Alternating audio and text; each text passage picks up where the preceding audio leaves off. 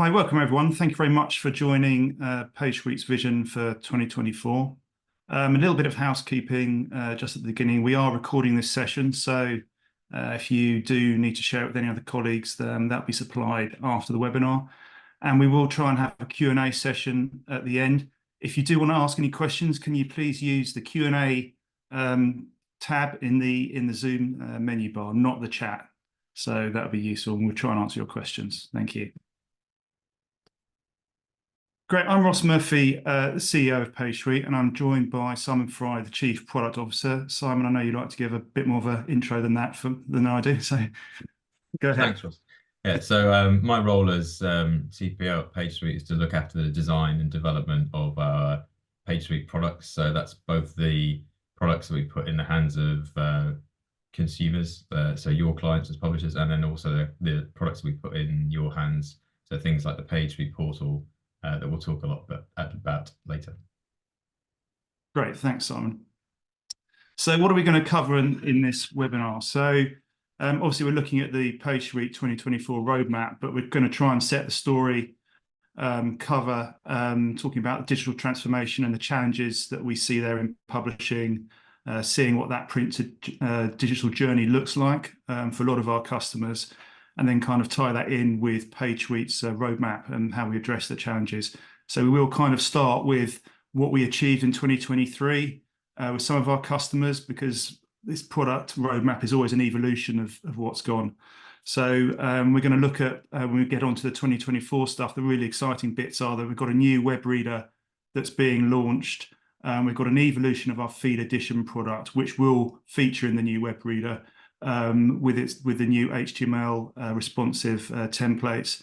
We'll also talk about the rules engine, which you'll hear me talk about that a lot. I call it the powerhouse of the system. It really is allowing publishers to lay out content and layouts in addition, and the native live news app through their feed. So it's not just a straightforward CMS integration. The newsroom can control the layout and look and feel through content. So we're really excited about that. And as I mentioned there's a new native app, and we'll look at some of the more stuff that's coming in the portal. So there are some non-PageSuite customers on the call. So just a very brief overview about PageSuite, and we'll get into the product as soon as possible. But we work with publishers all over the world, big contingent in North America, the likes of Dallas Morning News, McClatchy. I reference McClatchy because we will be looking at some of their initiatives that they've done with the Feed Edition. In the UK, we work with News UK, and again, we'll be looking at the product that we launched with the Times.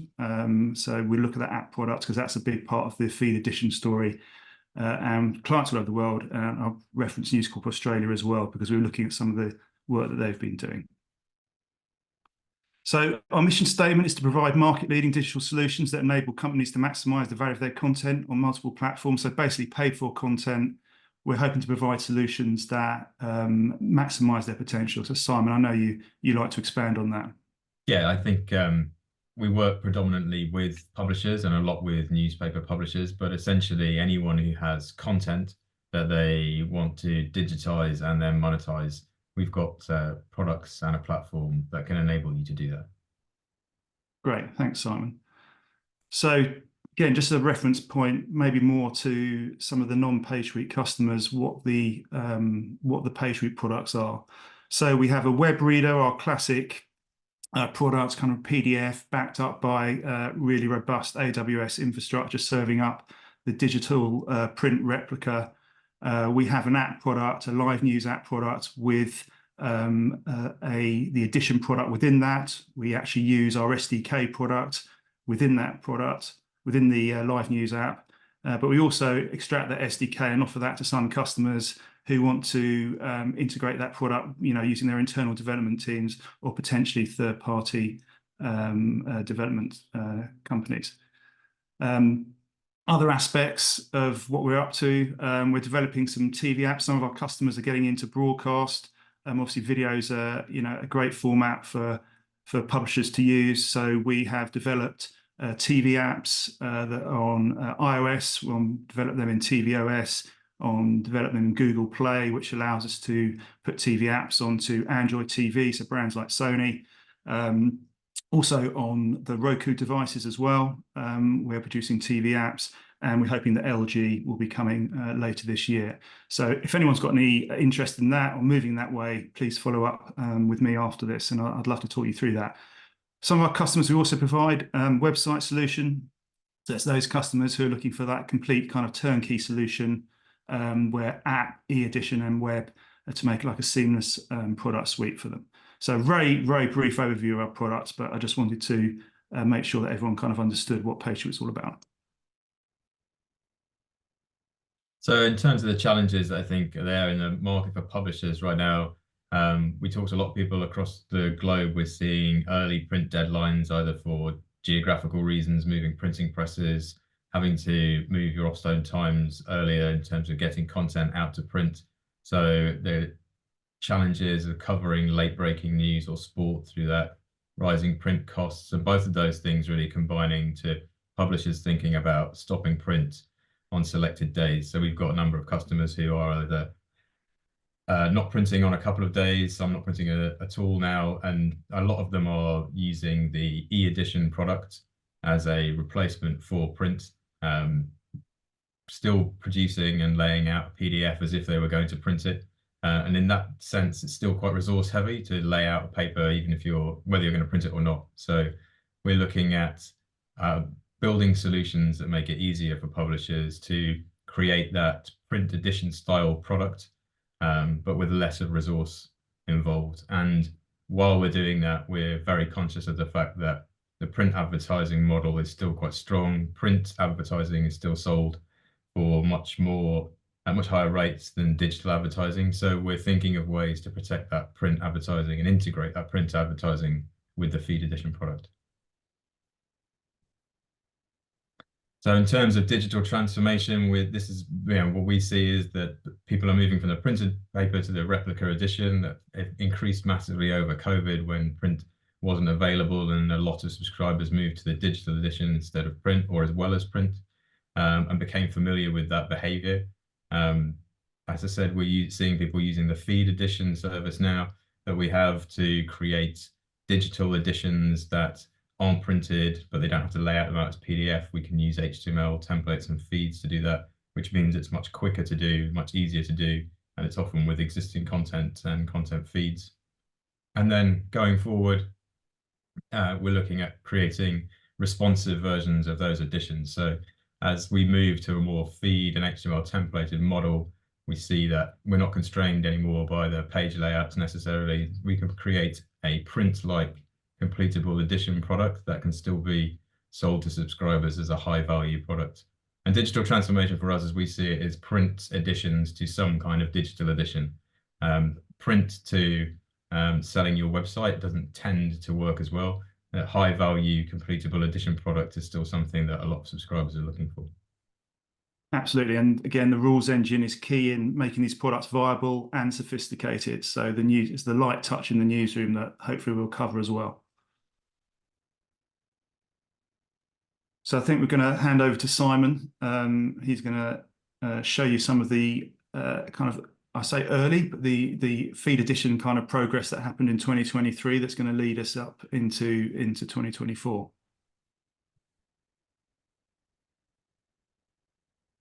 Yeah, so hopefully you can see my screen now. So as we're talking about the feed edition product and trying to enable publishers to create those digital editions, we've been doing lots of work with various clients to try and match their print layouts to the HTML templates that we've got now.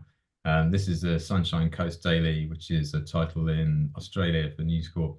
You see the page on the left here is actually an HTML template matched to feeds to generate that page. Then they've uploaded a full page advert here, which is a PDF, and they've mixed and matched feed pages here with HTML pages. And the HTML templates have developed so much now that there's really not much difference between those print pages where they've uploaded them and the digital pages. So we've got HTML pages here on the right, and then the print ready PDF that's uploaded on the left. So we're enabling them to create that edition with a combination of feed and HTML pages, something that looks and feels like a newspaper, and they can still use those printed pages or shared content that they've got across other titles. Yeah, and the key with the context of how this is deployed is that News Corp Australia stopped printing many of their regional titles. They went to a website subscription for customers in those regions, but they still needed a paginated product as that high value to help drive that subscription. So it's for us when we started working with them, we're absolutely delighted to come to develop these kind of products. Another thing that we developed in the past year is this multi-publication landing page for the web reader. So now if you have replica editions as the Kansas City Star do here, and then additional publications that may be feed publications like the Morning Sports edition, and you want to highlight other content that exists deeper in the edition, like these supplements and sections, and then special sections if you've got them, just using this multi-publication view enables you to give consumers a bit more of an idea of the content that exists within the edition and the opportunity that they've got to use that content with their subscription. And as I say, this mix and matches the replica here and then the feed editions here. If we move to the portal, so this is the Sunshine Coast Daily that we were looking at just before, and this shows you how that edition gets created within the PageSuite portal. So the system works based on a flat plan. The flat plan has sections and templates for those sections, and then feeds associated with those sections. And when the edition gets created, we combine the feeds and the HTML templates to generate these pages that are the HTML template pages.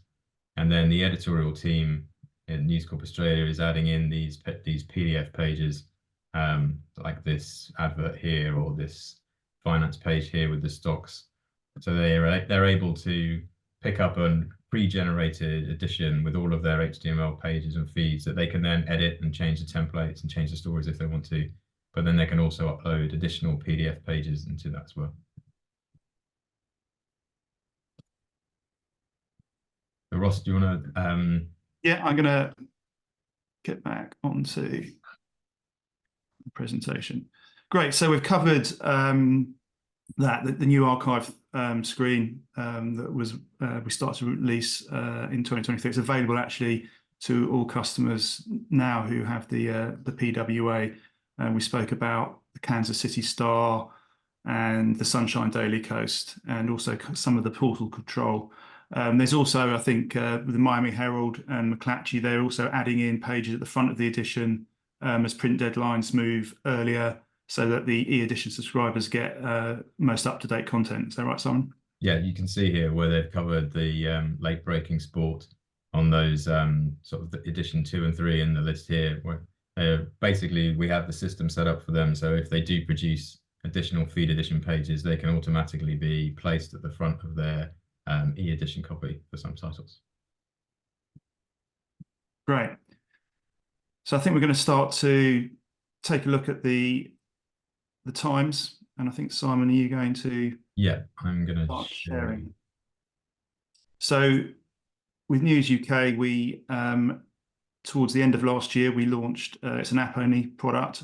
We started to launch the feed edition, involve the feed edition to actually present actual HTML responsive pages. And Simon's going to talk us through that. Yeah, so the project with the Times was they had an app in the store for about 10 years on really aging technology. They had a fairly onerous editorial workflow, which meant any edition could take up to 70 hours of effort when they included changing templates, creating new templates, copying content across from the print CMS into the CMS that had been created for their app. We did a round of 4 rounds, I think, of beta testing around the feed edition product as it existed at mid last year, and realized with the feedback that we got from their audience that they really wanted something that was responsive on the device rather than felt like a page turn, and it worked in terms of that market. So this looks like a printed product, and it's got the same content or very, very similar content to the printed newspaper. but all of the templates are responsive. So if I move that around, you'll see that the template's refixed for the device. And that's the same for all of the templates that exist within the application. So the way the Times lay out their edition, they have a front page, and then they have a number of kind of contents or best of pages that are generated here. And we do this, as I was saying before, through a flat plan and the content rules that will show you within the portal. So which sections get pulled out, which sections get highlighted, which templates those sections use, that's all generated automatically by the flat plan and the rules service. If we go into one of the articles here, you can see we've got a kind of column article style, which gives it a print feel. We've got print advertising, which is being pulled in here, and we'll show you how the Times upload that. And we try and match their print advertising that goes into print, gets matched within the digital edition so that they can keep those print ad rates. We've got these fractional ads that sit in this kind of format, and then we've got full page adverts as well here. And there's a gallery function, so we can focus on the imagery, and if there's video as well, we've got video that will play within the gallery too. So that shows kind of how the edition gets laid out. We've got a number of different templates. So there's a columnist kind of template here, which is a focus on the writer and a slightly different UX. We've got a template that displays the cartoon. So within the backend system in the rules, we recognize all of the cartoonists by their byline. And if we recognize that article, we use this template for that. I think that's the whole point about what we're showing here, is that this is created by that rules engine, which allows that very light touch by the newsroom. All these different templates are being applied by recognizing those labels in the feed. Yeah. Another feature that's really popular within this application are the puzzles. So we have interactive puzzles that are part of the edition, download as part of the edition, and then can be played offline and your progress saved. So there's a lot of puzzles in here every day. You can play them on the device. It will save your progress depending on where you've got to. And we get a lot of time spent in the application through that. There's a bookmarking My Articles service, which links back to the Times. So bookmarking an article here will also bookmark it on the website or in their other live application, and vice versa. And then in terms of the editions, so as I said, we get a feed from the Times about midnight each day that gives us the whole content for the edition, and then we split that up into sections according to the flat plan and the rules. We have some rules that say which sections get pulled out and created as their own edition. So each day the Times 2 kind of supplement. If we look on a Sunday, for example, we pull out business, magazine, culture, style. These are all kind of supplements in the printed paper. So they get pulled out and treated as separate editions, but just sent to us as a single feed. And the Times also include commercial supplements, like this Times Travel offers supplement that's actually a PDF supplement. So the reader will cope with that in the same way that it would the HTML editions. That's great. A bit conscious of time. We've got so much to show. And is there anything else, Simon, that you want to show in this one, or should we move on? No, I think we'll move on. That'd be great. So again, we're hopefully going to get a flavour now of how the rules engine puts this together, which I think is, as I said, we'll keep on going about it because it is really quite exciting. So Simon will show you the UAT version of this app that basically has no touching by editorial at all. So we can create this edition. It is a sophisticated edition, and it does change on a daily basis. This is not just a set series of templates each day. So yeah, this is the pullouts flat plan, which, as we're talking about the editions ribbon, this determines which of those sections get pulled out and treated like an edition. So, for example, we get a sports section from the Times every day, but they don't want that pulled out and treated like a magazine each day. So within the sports pullout section, we determine that it gets pulled out on a Saturday and Sunday, and this is the template that it uses for the front page. Within the dynamic flat plan, we have all of the rules. So what Ross is talking about, the rules engine. So because we take all of their web content and then run rules against that before putting it in the edition. So the web content from the Times contains lots of things like live blogs that they don't want to include in the edition itself. So we recognize anything that's got a live blog flag and remove that from the edition before it's published. The travel section. So on a weekday, they don't want on the web, they republish the travel session each day, but in the edition, they only want that to be included on the weekend. So we take that out of the feed each night. A relatively simple rule we've got to apply a template. So this looks for a certain label in the content feed and then applies a particular template to the article.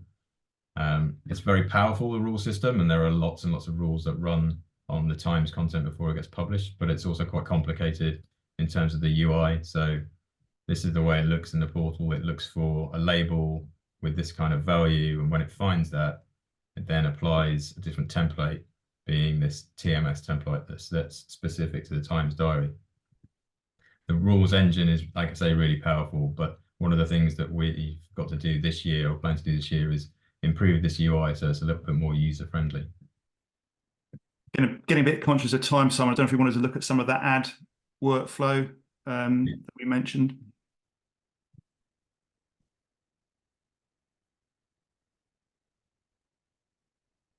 So I think the ads, as Simon was showing earlier on in the product, they can either be full page or fractional ads. And yeah, so there's an example of an advert set. So basically the Times upload their print advertising on a daily basis, but you could run an advert set for a number of days of the same adverts if you wanted to.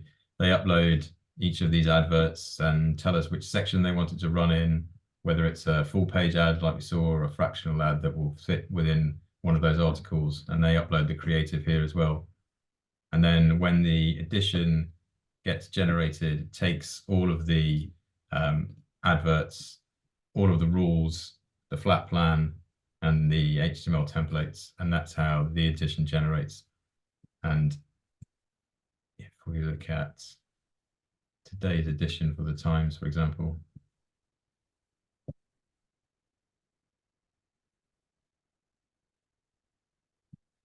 you'll see that when the edition gets pulled in, it's pulling in the front page, the news page, then a load of ads that are in news, then a world section page, comment, ads that run in comment, and all of this gets automatically generated.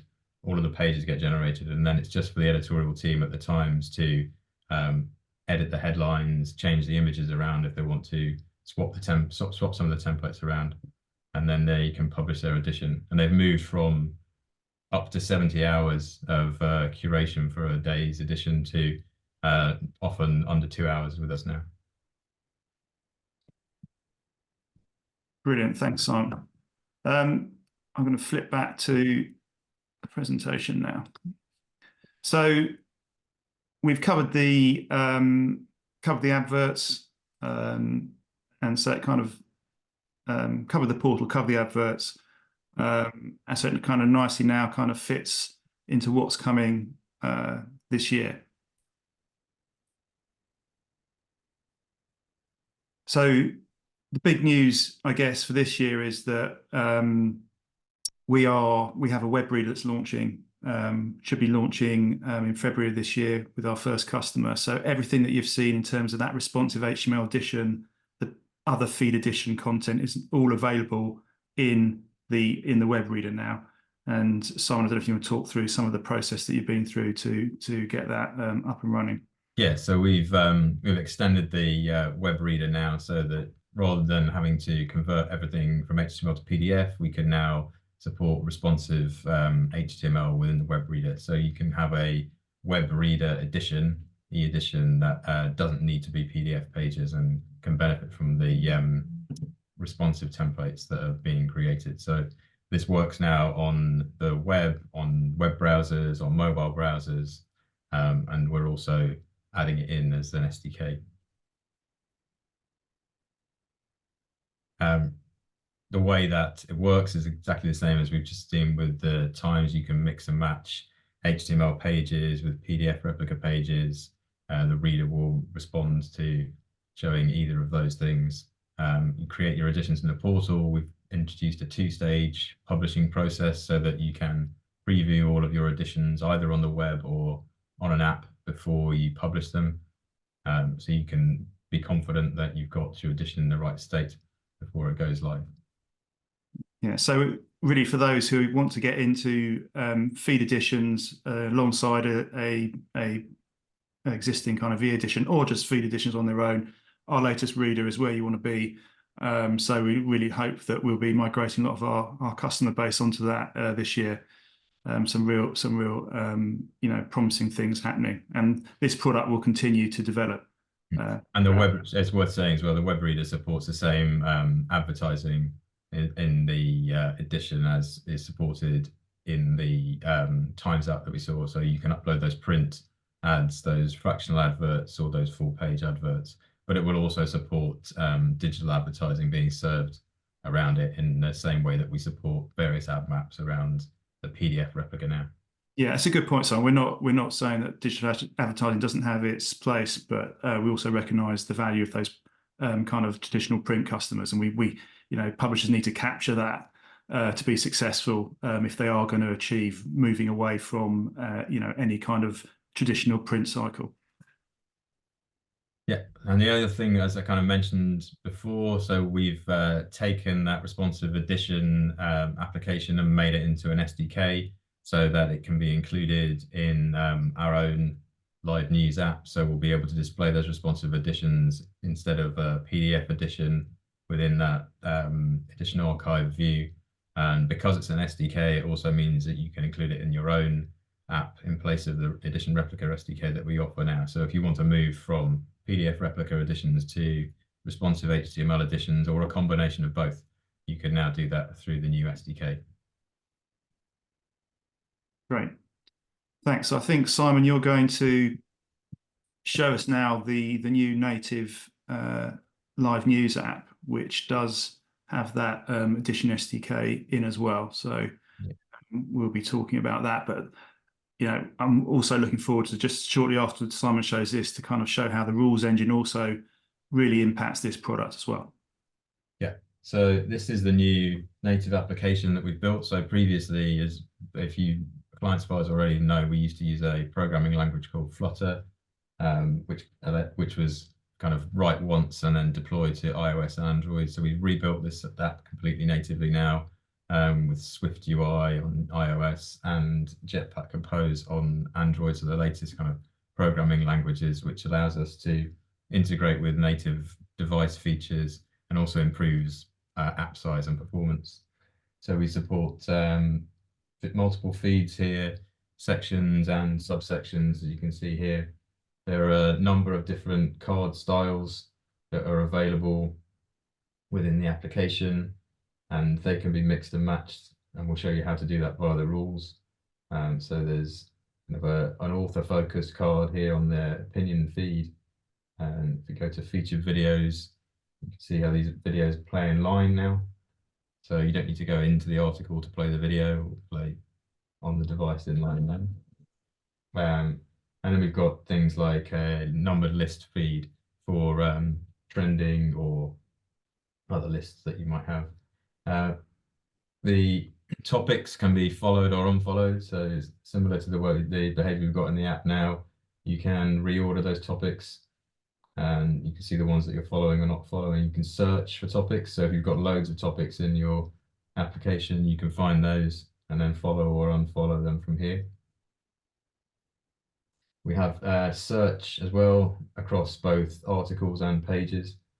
So search will return you all of the articles and pages that exist for that search term. And you can filter that by date as well. The edition SDK is in here. So this is the standard edition archive, which was moved to a kind of horizontal swipe archive down here, rather than the vertical scroll that we had before. you can have multiple publications existing in here, and then like subsections of supplements within that edition. And then we've also introduced a play tab, which can house things like podcasts or puzzles or other kind of features that you want. It's all configurable again within the portal, the way that you do this. So, and you can bookmark these puzzles, you can bookmark pages, download editions. That all sits within the My Content area. So this will show you all the articles that you've bookmarked, any pages that you have bookmarked as well, editions that you might have downloaded, and puzzles that you've bookmarked to play later as well. One of the other new features is the audio player. So we've integrated with Amazon Polly now for text to speech. So the audio player police take your ring. Pops up down the bottom, and then it stays with you as you navigate through the application. If you want to add additional audio stories to that queue, each time you tap on the headphone icon, it'll ask you whether you want to play this now or add it to the queue. So we had a couple to the queue here.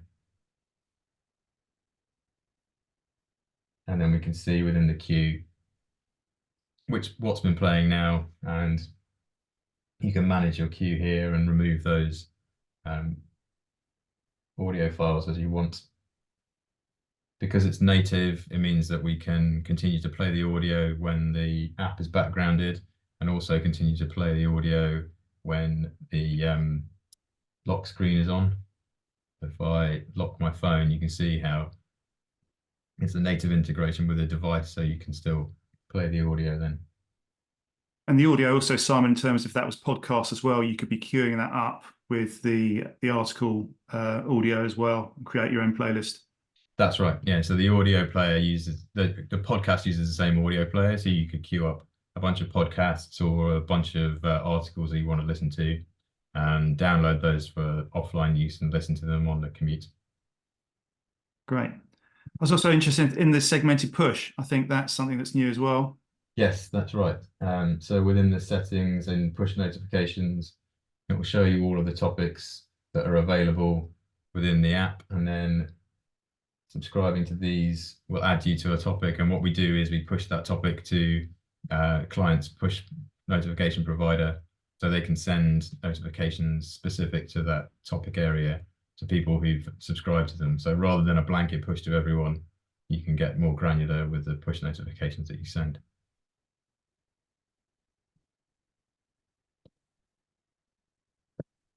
Great. Do you want to are you handing back to me? I'm just going to show the portal and the app control of that. So okay, great. Let me bye.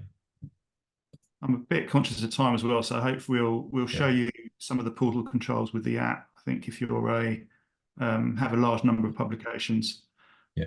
So hopefully you can see that now. So this is NewsQuest, client of ours in the UK, have lots and lots of applications with us. This is their view of the portal and their back end, and you can see all of their apps.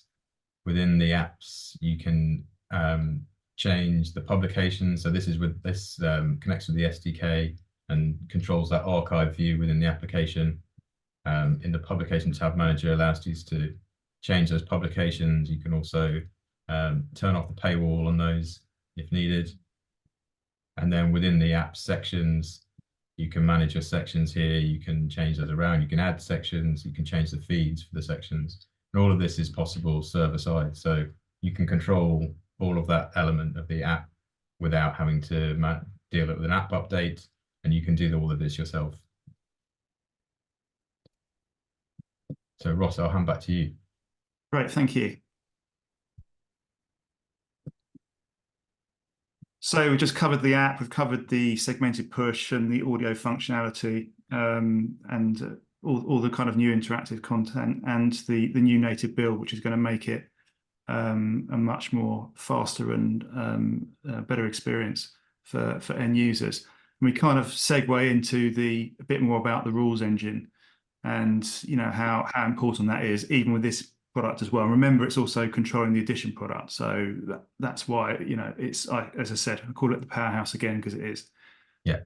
So the cards that we were looking at in the new live application can all be controlled by the rules engine. So you can control the layout of that card, the content that the card is showing, whether it has extra labels or anything like that. So that's all manageable by the portal and again, updated server side. So essentially, we take the content in from the feed, we apply those rules from the feed, and then the output is the card styling and the content that exists within that card. And all this is built already, but as you saw earlier, the UI is really quite complicated and not necessarily that user friendly. So one of the things that we're working on for this year is improving that UI. I think Ross, you can show a video of where we're hoping to take it. So Yeah, this is idea, the layout of the cards initially, isn't it? yeah. So the idea being that if you wanted to change a card or the style of a card, you can pick that. You can see on the right hand side, sorry, the card that you're targeting, and then you can change the layout of that card, and then the style of it, and also switch on or off the various content elements. So you can target specific cards within the run of the live feed and within any particular feed. You can set those rules at a global level, or you can set them at a specific feed level. And then the other option is to target specific content.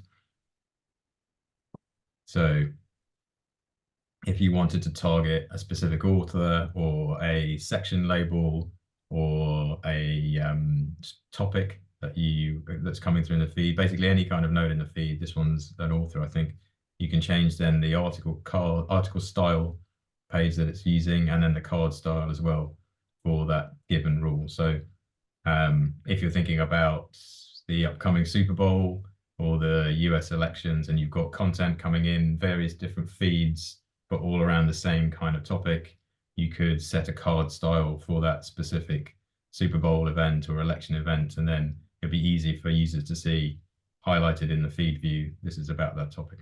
Yeah, and that's the article view as well. So it could be, yeah, we always go to NFL for some reason, but that and elections both in UK and US and around the world. I mean, a fantastic opportunity to really get some quite sophisticated kind of delivery to your end users all through the rules engine.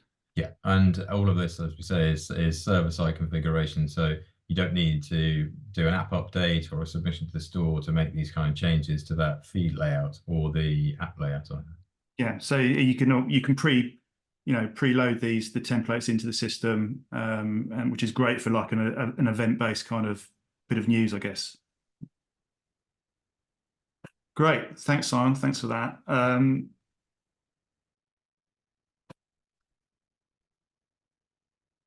Sorry, I think I've missed. No, I have not. Right, okay, we're going to move on now to some of the PageSuite portal. Yeah, so we've spoken quite a bit about the portal already and shown, how editions get managed in there, how applications get managed in there. What we've been doing over the past year, 18 months, is building out the functionality of that portal to try and allow as much self-service as possible. So you can now handle all of your feed-based editions within there, and all of the functionality that you need to run a feed-based edition is supported within the portal. Also, replica editions, so PDF editions, taking pages out, replacing them, deleting them, publishing, republishing editions. All of that can be managed within the portal.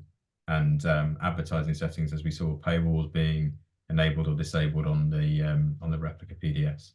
All of that's been added in the past year to the PageSuite portal to try and give you more control over your applications and your publications. And then for next year, we're actively testing at the moment multi-user editing. So talked about the times, reducing that production time of an edition from 60 hours down to 2 hours. We're trying to get that down again for them to probably half that time by allowing multiple people to edit the same edition at the same time. We are intending to complete all the support for all of the e-edition replica settings that used to exist in the old PageSuite portal. We talked a bit already about server-side control of the app UI and developing that rules engine UI to make it really, really intuitive for you to change content and cards and article templates within your application. And then Ross is going to talk a bit now about something that we're really excited about doing in the sort of back half of this year, which is giving you more flexibility around the template designs, giving you the ability to move around items within those templates and generate your own templates without having to come back to it each time you need a small change.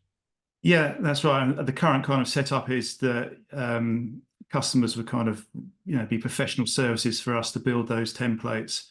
And while that still works really well, we're excited later this year, to have an option for module to upgrade to that is going to open up a design tool that's going to do a number of things.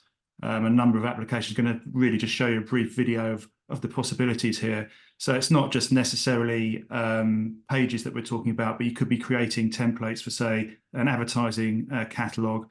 And when I say create templates, I don't mean create a template for every edition every day. You can create a template or amend a template that brings feeds into that edition, have a portrait and horizontal view, and publish that really, really easily and really quickly. And as Simon was alluding to as well, you can also amend an existing template. So if you want to change a template slightly, rather than having to build a brand new one, you can go in, change font sizes, change image sizes, change all sorts of manner on the template, on the page, and then save that template. So again, we're kind of passing back that control back to our clients, to our publishers. I think this is going to be really, really, really great news for everybody who's into this, into the feed editions. It's going to be make a big difference. You see the iPad on the right there in the video. The other kind of news is that you might have seen how quickly that catalog page went into that. That was real time, recorded real time. And the big news is that our server infrastructure, we're changing the way we're doing things, and we'll be able to process pages in seconds. So when we are talking about this kind of content, this additional ad hoc content, which all of our customers seem to be pushing towards us, pushing towards our support team, that will be the self-serve element will come in, and it will be instantaneous rather than having to wait to reprocess edition or insert a page in the portal. So really excited about that. Yeah, and this is all part of the digital transformation journey that we see. We want to be able to give you the best tools possible and the easiest possible ways to create really high value edition-based content through our feed edition system, to cut down production times, cut down technology costs, and still deliver a really high quality product to your subscribers.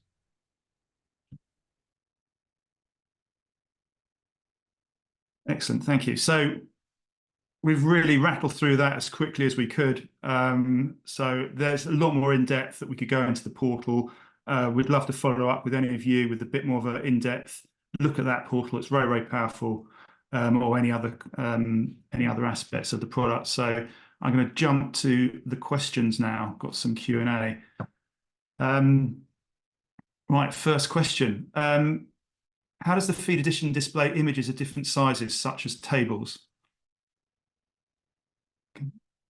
So it depends on the way that you upload them. So you can upload page-ready PDFs of tables, as we saw with the News Corp Australia example, where they're uploading stock tables or TV guides. So you could upload them as a page-ready PDF, or we can import them as images. And if you're using a responsive HTML edition, as we saw with the Times, we can add them into the gallery, or we can add them in as inline images within the content. Great, thanks, Simon. Another question here. So with the responsive edition,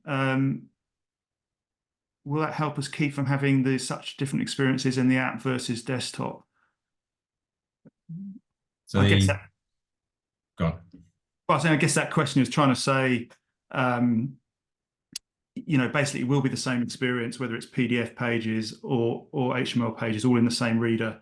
I don't know, Simon, if that's the line you were going on to answer that one. Yes, I mean the idea behind having that edition product on the web is that the experience will be exactly the same on the web as it is on any device. Obviously, the screen sizes pose some challenges in terms of the content being exactly the same, because on a device you're constrained to a specific screen size, but the content will be the same, the experience, the UI will be the same, so it will be a consistent experience across both. Great, thank you. I've also got another question saying, can we add comments per article? So because I assume this is in the well, it could be in the feed edition system or it could be in the live news app. Yeah. But in terms of both, it really depends on the commenting platform that you use. Most of the commenting platforms that we've integrated with in the past have been web-based or JavaScript. So because the article pages are HTML, then it is possible to add those in, and they will work online but not offline. I mean, it kind of opens up the broader question about how we work. We integrate with lots of different third-party vendors, and as Simon said, if they're HTML templates, there's a strong link with what works on the web is going to be able to be integrated if they've got the relevant web and mobile SDKs into our products. So we'll happily look at any of those kind of integrations. Okay. How do I arrange a demo of the feed edition? Okay. If basically anybody who's interested in a demo, if you reach out to the email address that I'll just show you at the end of the webinar, then we'll be able to arrange something. So happy to do that. Really, really happy to do that. Yeah, or your existing account manager if you're an existing client. Mm-hmm. With the new apps, will push notifications still be managed in Firebase? So we will. We have integrated Firebase within the new apps. So that's for those of you who don't know, Firebase is a Google-owned platform for messaging and analytics and another number of other app-specific technologies. So yes, we integrated with Firebase. We will also integrate with any other push providers that you want to use. As Ross said, we're fairly agnostic in terms of who we work with in terms of third-party SDKs. So in the example that I was showing for the Sacramento Bee, the push notifications for that application are actually run through a company called Braze, which is another third-party push notification provider. Great, thank you. There's another question. Are there any additional costs for adding podcasts? I guess that's similar to the comments. It depends on the integration, I guess, Simon. Yeah, so if you have a feed of podcasts already and you have the audio files available, then it's fairly easy for us to use that content and add that in. Where there might be additional costs is if we were translating content via Amazon Polly, so the text-to-speech through Polly or podcast via that method, then if we're having to pay to generate the audio file, then we would need to pass that cost on. Great, thank you. That's the AWS processing cost in essence. Yeah. Just to make that clear. Great, thank you. Another question: can you integrate Google Ad Manager into the app? Quite an easy one, hopefully.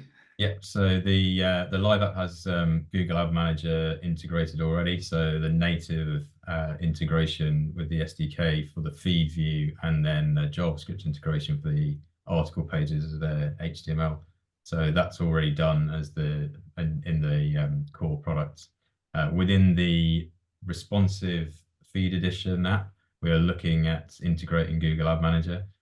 So at the moment, that's just print advertising uploaded to the portal as we've seen. But we're confident we should be able to have Google Ad Manager integration by the middle of this year. Great, thanks, Simon. Still a few more questions. We're happy to go through them. What video platforms formats are supported by the video timeline in the new app? At the moment, we've integrated Brightcove, and then again with the Sacramento Bee we were looking at earlier, there's a video platform they use called Kinetics. But essentially, we can integrate with any video provider. It does require a feed, but it's usually a feed that you can provide of the video content, and we can pull the embeds out there. Okay, so it's a separate feed of video embeds. Yeah. It is, yeah. Okay, great. That answers the question. Thanks, Simon. Question here about, presume the app will integrate with my existing subs and puzzle provider. Are there any limitations? So there are no limitations at the moment in terms of integrating third-party content providers or subscription providers. We haven't integrated all of the providers that we had previously in the Flutter app, and we'll do this on a case-by-case, kind of client-by-client basis. Subscriptions that we've done already include things like basic piano integration and Auth0 integration, puzzle providers. We've integrated Arcadium and Puzzler Media in the UK. Great, thank you. Is the responsive edition bundled with the app, or are these separate products we'd subscribe to from you? So the responsive edition is a separate module. So I think that would be, there's another question actually I can see about pricing down. So maybe we'll try and answer these two questions in one. But there is, we're a license fee business model, and the license fees will be based on the products that you take out and the usage within that. I mean, Simon, I don't know if you've got anything to add to that. No, I think we covered that. Great. Has caching the replica PDF editions on devices been improved, especially for already read editions that need to be updated? I presume that's potentially within the live app, the live news app. I'm making a presumption there, but the answer is very much so, yes. I think that's, I might be wrong, but I think that's in terms of updating pages in the PageSuite backend and those PDF pages being replaced within the edition. And I think, Ross, you touched on it when we did the final part of the demo. We're changing the way that we manage all of that page processing. And that will be happening across this year, where we then move to a system where we can process pages within seconds without having to reprocess the whole edition. Yeah, I mean, I think the new native app has definitely resolved some of the issues that we did have last year with the Flutter app. But as Simon said, that's definitely the case. But this is what's really exciting. Like I showed you how that instant processing happened, that we expect that content to be live in the product within seconds. That's what's towards the end of 2024 you'll be able to move on to. So yeah, we're really excited about that. And that's a big shift behind the scenes that you guys won't really be seeing, but there's a lot of work that's going on there right now. Question here, what's a realistic timeline for getting onto the new version of the app? So that will depend on the integrations that you have and whether we've already done that kind of work. So if you're a client of ours that uses Firebase for notifications, Auth0 for authentication, and Brightcove for video that we've already integrated, then it's going to be quicker than somebody coming on board with 3 third-party SDKs that we haven't looked at yet. Great. So next question, does the responsive app remember where you left off reading when you start a fresh session? Yes, it does. So it will remember where you were within a specific edition. So if you open up the app again from backgrounding it, it will return you to the same article page. And then if you open a different edition, it will remember where you were in that specific edition. Great, thanks, Simon. Potentially the last question, unless something else comes in. Was the trending timeline you showed in the new live app part of the core app functionality or a custom feature? That's part of the core functionality. So that's just one of the card styles that you can use within the feed view. So you can set that up to be like run for the whole of your feed, or run for like article cards 3 to 7 within a feed. It's just another card style that can be selected by the rules engine and then applied to a feed. Great. Fantastic. I think that's the end of all the questions that I can see. Got a comment that someone's saying, yep, looks positive. They might want to leave another vendor, but that's not a normal question, but I'm happy with that. So thanks very much, everybody, for attending. Email hello@PageSuite if you've got any questions that we haven't answered, or as Simon said earlier on, if you want to reach out to your existing account manager, they should be able to follow up with you. But thanks so much for so many of you turning up. We had a great turnout, so hopefully it's been very informative. Thanks. Yeah, and just to say, as someone's just typed a question, we are recording this session, as Ross said earlier. We'll be sending out a recording of the session to all of the attendees and everyone who registered who couldn't attend. Great. Okay. Well, thanks everyone. Thanks for your time. Yeah, thank you. Bye-bye.